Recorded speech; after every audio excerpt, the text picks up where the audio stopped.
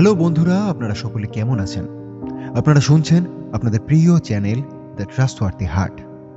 আচ্ছা, পড়াশোনা কি আপনার কাছে একঘেয়ে যন্ত্রণার মতন মনে হয়? বইয়ের পাতাগুলো খুলতেই কি বাইরের জগতের হাজার হাজার চিন্তা আপনাকে ঘিরে ধরে? হ্যাঁ, আপনি হয়তো ভাবছেন এই জটিল অঙ্ক, বিজ্ঞানের সূত্র বা ইতিহাসের পুরনো তারিখগুলো মুখস্থ করে আপনার জীবনে কি লাভ হবে? কি লাভ?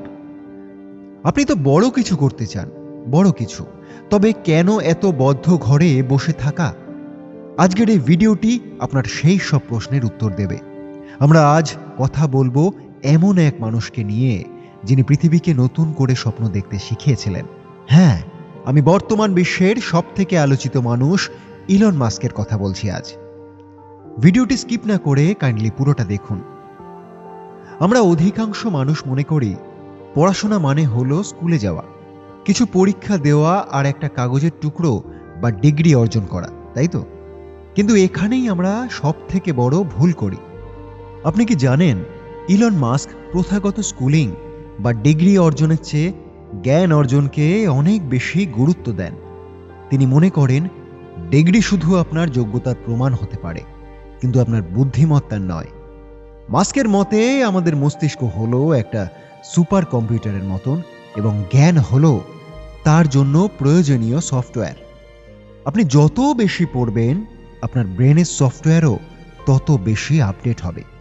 আজ আপনার পড়তে ইচ্ছে করছে না কারণ আপনি পড়াশোনাকে একটি শাস্তি হিসাবে দেখছেন, কিন্তু আপনি যদি এটাকে আপনার মস্তিষ্কের শক্তিশালী করবার এক ব্যায়াম হিসাবে দেখেন, তবে আপনার দৃষ্টিভঙ্গি একেবারে বদলে যাবে।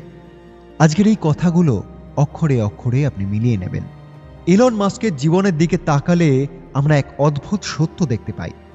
রকেট সায়েন্সে কোনো প্রথাগত ডিগ্রি না থাকা সত্ত্বেও তিনি আজ বিশ্বের সবথেকে বড় রকেট কোম্পানির মালিক। কিন্তু এটি কিভাবে সম্ভব হলো? কারণ ইলন মাস্ক নিজেকে নিজেই শিক্ষিত করেছিলেন।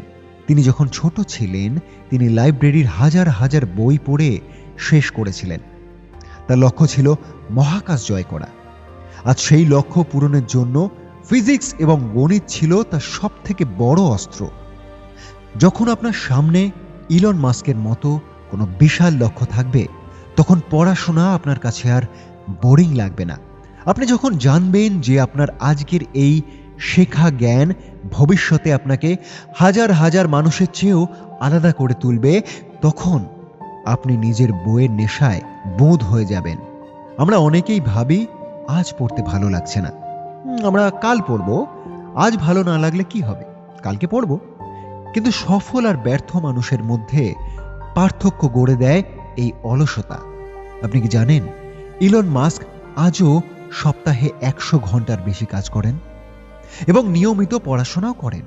এখনো তিনি মনে করেন পৃথিবীটা খুবই দ্রুত বদলে যাচ্ছে।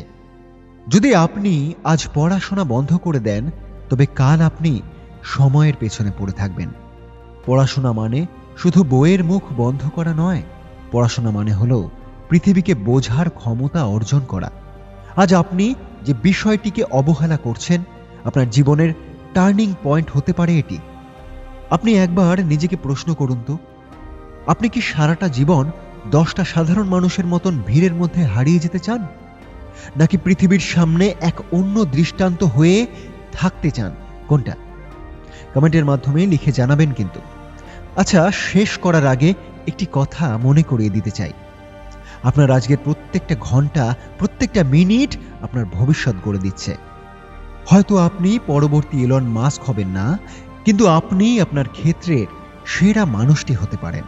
পড়াশোনাকে আপনি কখনোই ভয় পাবেন না বন্ধু, একে আলিঙ্গন করুন। নিজের মস্তিষ্ক তৈরি করুন এমনভাবে যাতে পৃথিবী আপনার কথা শুনতে বাধ্য হয়। মনে রাখবেন একটা কথা, অন্ধকারের পরেই যেমন সূর্য ওঠে, তেমনি কঠোর পরিশ্রমের পরে আসে অভাবনীয় এক সাফল্য। তাহলে বন্ধুরা, আজকের এই ভিডিও যদি আপনার মনে সামান্যতম অনুপ্রেরণা জাগিয়ে থাকে, তবে ভিডিওটিতে একটি লাইক দিয়ে আমাদের উৎসাহ বাড়ান।